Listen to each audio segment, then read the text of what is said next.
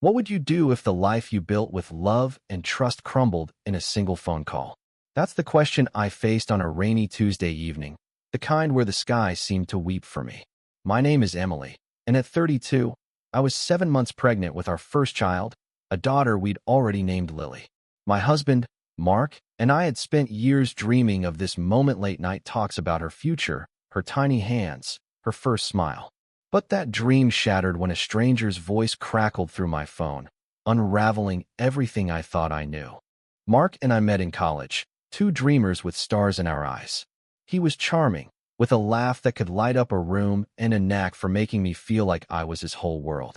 We married at 27, built a cozy home in the suburbs, and planned a family. When I got pregnant, it felt like the final piece of our puzzle falling into place. But pregnancy wasn't the glowing journey I'd imagined. Morning sickness, swollen ankles, and exhaustion became my reality. Mark, once attentive, started drifting. He'd stay late at work, claiming deadlines, but his eyes avoided mine. I chalked it up to stress, to the weight of impending fatherhood. I was wrong. The call came at 7:32 p.m.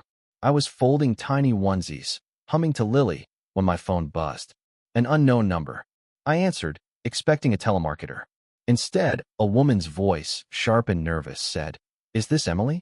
Mark's wife. My stomach dropped. She introduced herself as Rachel, a name I'd never heard. She was pregnant, she said, for months along, with Mark's child. The words hit like a freight train, each syllable crushing the air from my lungs. She told me they'd been together for 6 months, that Mark said I was boring now, consumed by pregnancy, no longer the fun wife he'd married. Rachel wasn't gloating. She sounded scared, betrayed, just like me.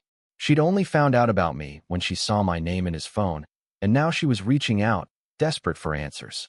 I hung up, my hands shaking. The room spun. Mark was at the gym, or so he'd said. I sat on the nursery floor, surrounded by pastel blankets, and cried. How could the man who'd kissed my forehead every night, who'd whispered, "I love you," just last week, do this? I wanted to scream, to throw his clothes out the window, but Lily's gentle kick inside me grounded me. I wasn't just fighting for myself anymore. When Mark came home, I confronted him. His face, usually so confident, crumpled. He didn't deny it.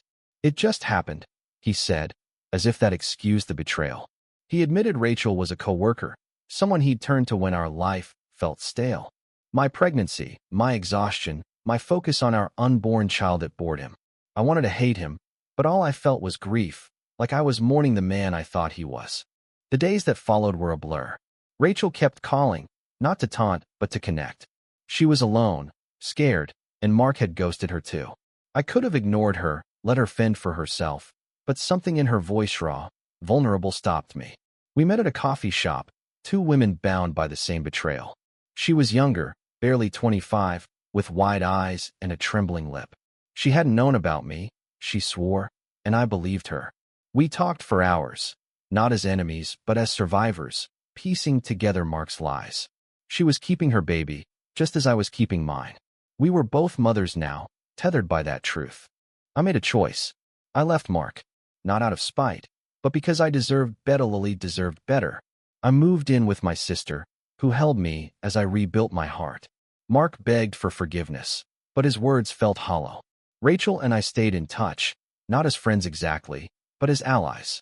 We shared doctor's appointments, swapped stories about cravings, and laughed through our tears. It wasn't easy, but it was honest. Months later, I held Lily in my arms, her tiny fingers curling around mine. Rachel sent me a photo of her son, born a month after Lily.